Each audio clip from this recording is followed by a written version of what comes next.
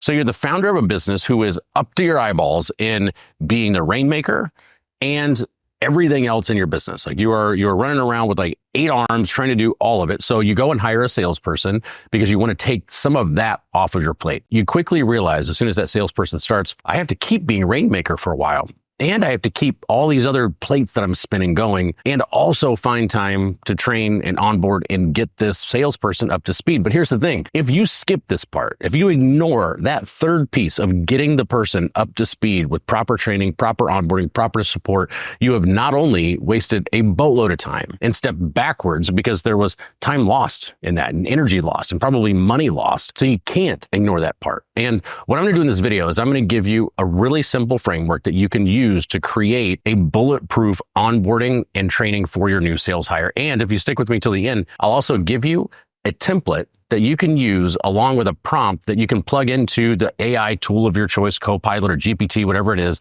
and have it spit out the questions that you need to answer in order for it to create the onboarding plan for you. Let's dive in. Hey, what's up? I'm Ray Green, former CEO turned nomad entrepreneur. And the vast majority of my 20 years in sales has come in sales management. And that has been executive sales management. I was managing director of the U.S. Chamber of Commerce and led field sales, phone sales, digital sales, direct mail sales, you name it. I've led turnarounds for private equity groups as a CEO. And for the last 5 years, I've actually been a consultant and a coach to hundreds of B2B businesses, many of them MSPs and IT companies, and helping them scale their sales teams. And one common theme in all of this is that there are these critical milestones as you're growing your business that you get to and you say, all right, I've clearly hit a plateau in terms of my output and what I'm capable of doing. I have to start making some investments in order to create more capacity for me to focus elsewhere and keep growing this business. And one of those is when you hire your first salesperson or your second or your third, but when you're trying to remove yourself from sales as the founder, when you're trying to say, okay, listen, I can't be the rainmaker anymore, not only because I don't have the time, but also because it's risky business and, things are falling off the back of the truck because I'm, overwhelmed doing all this stuff. So we're letting deals slip through the pipeline. And at that time, hiring a salesperson is a really good idea. The challenge that I've seen with a lot of people who do this, a lot of founders that go hire their first or second or third salesperson is they think about it and they go, I'm going to make that hire and I'm going to immediately remove myself. Right? And I'm not going to give that person the support and the structure, the onboarding and the training that they need to be successful. And it usually ends up in a flop. I know this personally. I actually did it. Even after I had 15 years of sales management experience, when I hired my first salesperson, I did exactly that. I was like, what a relief. I know I hired a good guy, super smart dude, very hardworking. All right, here are the keys. Here's like the playbook, go. It was predictable. Like the outcome was very predictable. The salesperson did okay. We kind of fell out of alignment. We didn't hit the goals that we wanted. And that comes back to me. It comes back to me as the business owner. It comes back to me as the executive. It comes back to me as the person making those decisions and allocating the resources and not setting that person up for success. So a good onboarding and training plan can change the outcomes dramatically for you because it does 2 things. One is it forces you to go through the process of answering some of these questions I'm going to walk through. And 2, it gives the salesperson a great first impression and a framework to use to get going. And it gives them that framework that you have taken the time to go through. And between those 2 things, I promise you, it will have a dramatic impact on the likelihood of success and then how quickly you see that success when you hire a salesperson. So what I'm just going to do here is just walk through the essential elements of an onboarding plan. Okay, like what it's supposed to do, like the key, like the checklist that you've got to go through. And then I'll share a document that I created with this framework. And what that document does is not only just give you this framework in a document, it has a prompt on it. And what that prompt will do is actually allow you to plug it into AI and have it start asking you the questions that you need to answer for it to write your onboarding plan. You're going to know exactly what needs to be included in the onboarding plan and have a way to do that very, very efficiently based on 15 years of sales experience and hiring hundreds, maybe thousands, but hundreds definitely for sure, salespeople. All right, now what does the onboarding plan need to do? It needs to clarify what your salesperson will need in order to succeed, what success looks like, and over what period of time is the expectation that they will get there. Okay, so this is you just reverse engineering what that process is going to look like and then investing the time into creating a plan that they can use to get there. Because the last thing that you want is a sales rep that comes in and, like on the first couple of days, you guys are aligned and everybody's excited, but like day by day, Like you just lose that alignment because the communication isn't there and you're starting to think, gosh, she should really be at this pace right here, or he ought to be like right up here. Why is he not doing that, right? This is a way for you to just like start with good, candid, clear communication and stay in alignment, which by the way is just good for a sales culture. The first thing it needs to include is the timeline.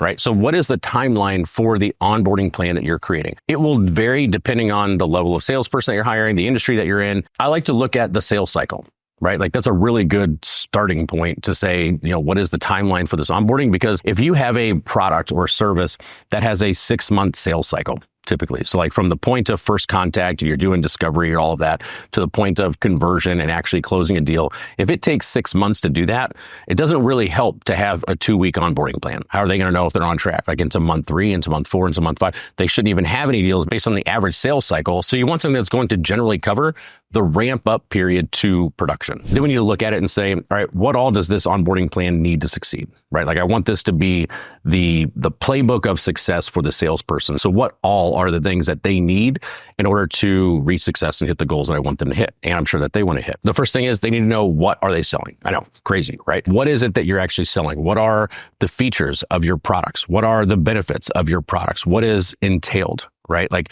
essentially your salesperson needs to know, what is the thingamajig that I'm selling and what are the components of it, right? Like generally speaking, how does it work? That's not a recipe for turning a salesperson into like a sales engineer or a technical seller or something like that. Like you don't have to go all the way in the weeds. Like if you're selling cars, you don't need to know how combustion works, but you do need to know what are the features and the benefits and the things that people are buying and the questions that they're going to have, because I don't want to look like an idiot. The second thing they need to know about what they are selling is the price.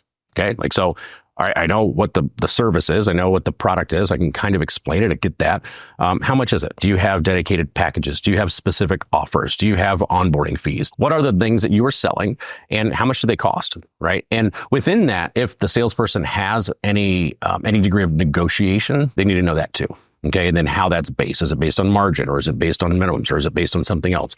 But you want to know, what are the prices? What is the cost? Because nothing is more of a deal killer than getting to the price point and not being able to speak confidently about it, like through your tonality and through your body language. So you've got to know that. And then the third is positioning. And this is really important. Some people will just gloss over this. And I really wish you wouldn't, because this might be one of the most important things. When I talk about positioning, what I mean is, do you have specific markets that you sell to? Do you have specific verticals or specific industries that you sell to?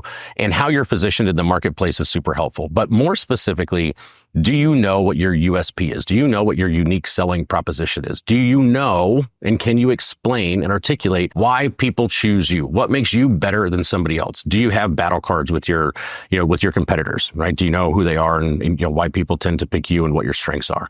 Do you know what really truly separates you and differentiates you from the competition? Is it the way that you package your offers? Is it the way that you deliver their service? Is it that you have certain guarantees? Is it that you focus on a specific niche? Is it any other thing that is strategically in place in your business that gives your salesperson an advantage when they are talking to prospects? And the USP is not something that you kind of discover and unpack. Oftentimes it's something that you actually create. We actually have a whole video. You can click on it. I don't know where they want me to point, but there's going to be a video and we can show you how to create a USP. That is not something that you want to look over. Like, you do not want your salesperson going in feeling like they are selling a commoditized product or service. 1, because it's really hard. 2, because it's not very exciting. And 3, because it's just going to lead to a lot of missed opportunities. The next thing that they need to know is who they are selling to. Who is an ideal client for you? Who is a perfect client, right? Can you describe them? Do you have, personas built? Do you have avatars built? Do you have, an ICP, ideal client profile definition?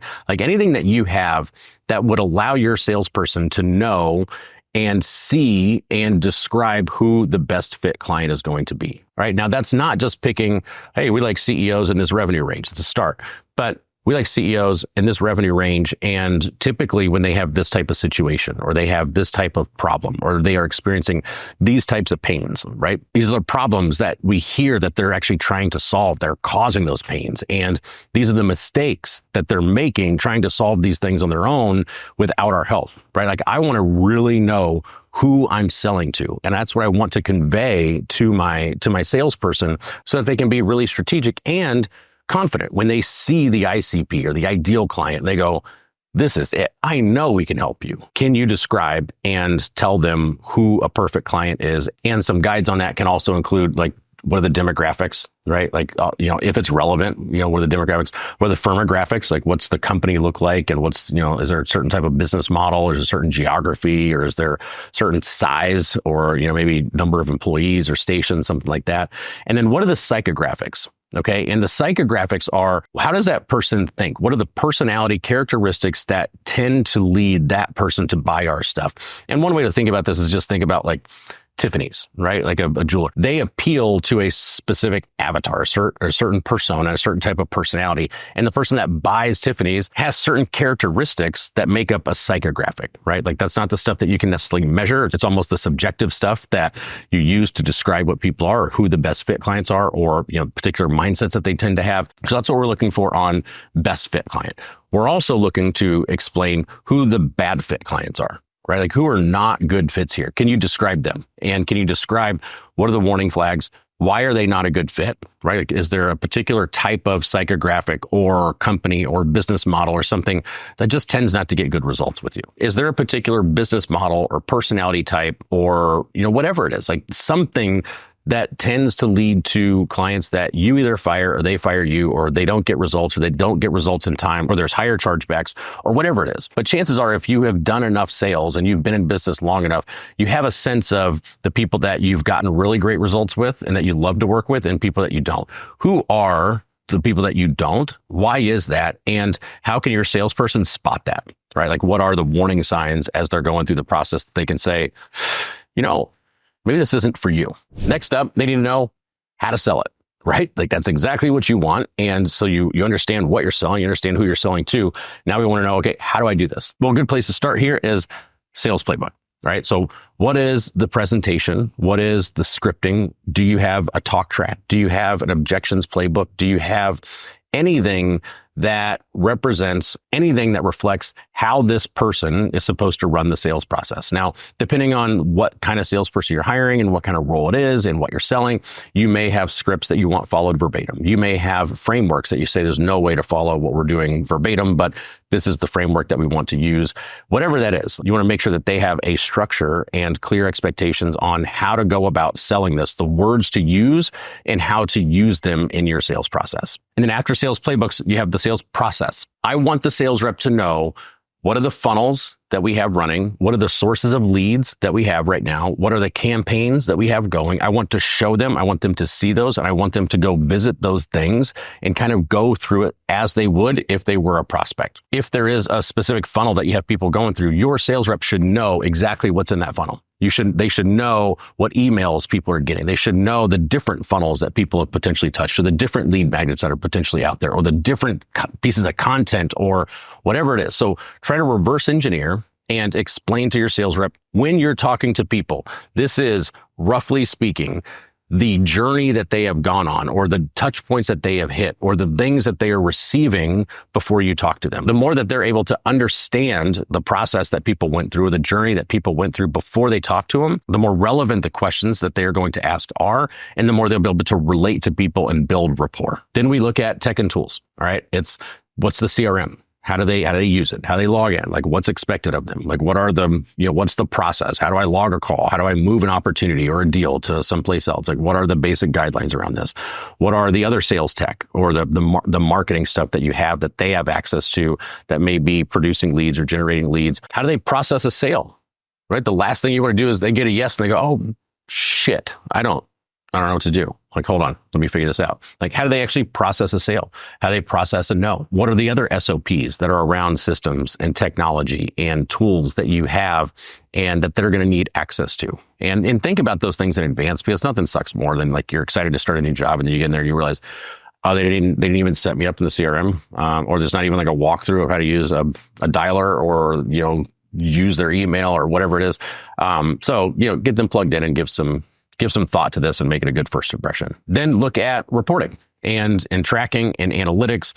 What are the reports that you're going to be looking at, and what are the reports that they should be looking at to know whether they're hitting goals, whether they're getting the results that you want, whether they're hitting the activity metrics that you want them to hit? Like, what are the different dashboards and what are the different sources of data that they have to look at to determine how they're performing? And then what are the inputs, or what are the variables or the things that you're potentially looking at to say, hey, I mean, this number is good, but you're not hitting this number over here. Like, what are those reports, and where do they access them? And are there any reports they need to be plugging in? Do they have a call tracking sheet? Do they have a post-discovery checklist that you want them to fill out? Like, whatever those reports or things that you need them to fill out, and the outputs that those things create, make sure that they have access to all that. And then lastly in this section is support and enablement. And what I mean is, what's the collateral that you have that you can arm them with to go out and make sure that they can sell to the best of their ability? Do you have some flyers? Do you have some PDFs? Do you have some good landing pages? Do you have like some good email sequences? Like, what are all the resources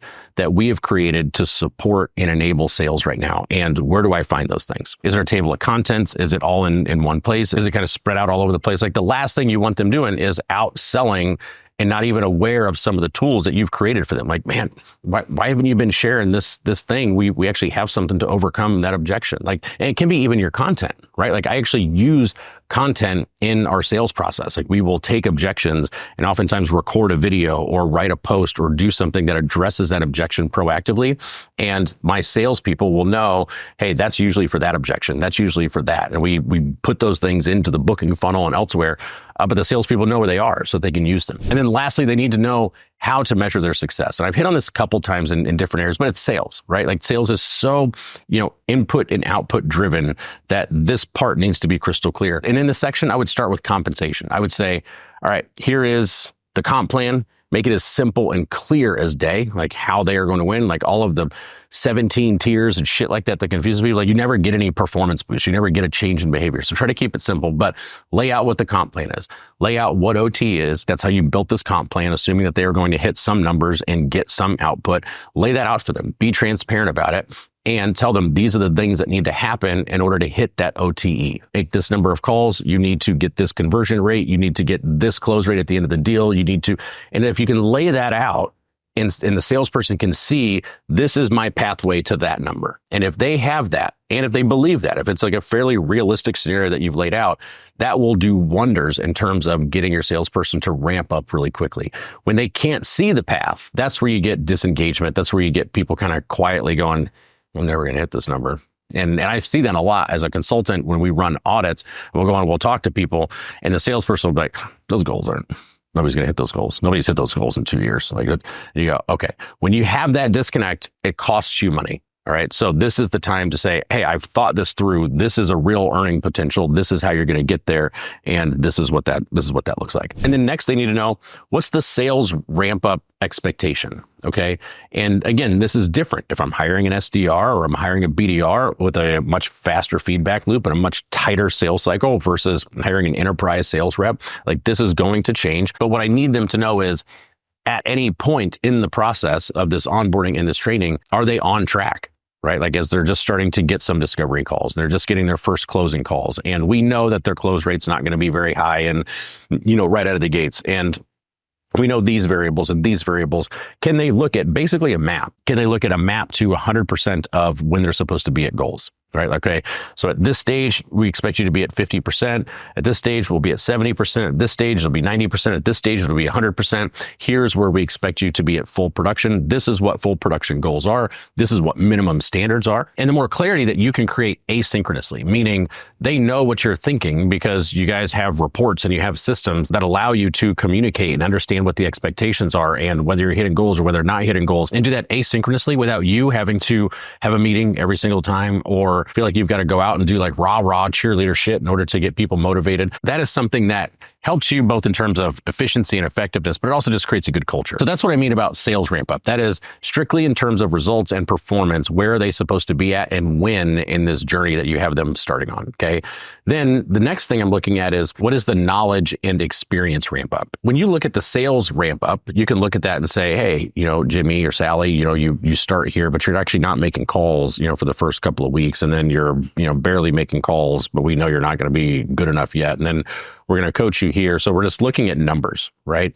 Well, there's also a lot of other stuff that is happening during that time. Even if you don't have somebody making calls for 2 months from now, Like you've still got activity and milestones and markers and expectations that you're going to have of them. So that's what you want to lay out when you're thinking about the knowledge and experience ramp up. And the way to do this is really just take the period of time that you're ramping up. So say it's a 90-day, ramp up period or onboarding plan for somebody.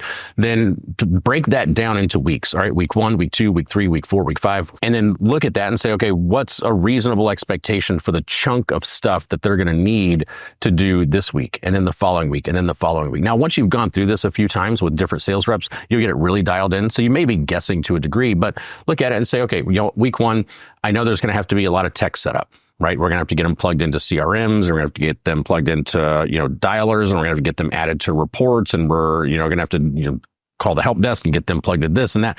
So you've got like some tech onboarding. Then, maybe there's some tech SOPs. Like as soon as you give somebody the keys to something, you want to make sure that they've got the essentials so you don't go screw up your systems or anything. So maybe there's some tech SOPs that you want them to review in the first day or two, like once they get plugged in, and who to contact for help if your computer fries or something like that. But also that first week, I want them to start to really understand the industry. And maybe you're hiring somebody with industry experience, maybe not. So, do you have some resources or links or something you can direct them to start learning about the industry or the terminology or the words that you guys use in your particular space? I want them to do some background on the company, right? So I'm going to give them some resources and things to go through proactively that they can start to learn the company and what our USP is and what is the company history if it's relevant, and who are we? Then maybe that first week they're also saying we're going to learn products and pricing. Okay, it's like we're going to get into products and pricing, and by the end of week 1, we will have set you up in all the things, and we set you up in all the systems, and we've got a checklist to do that.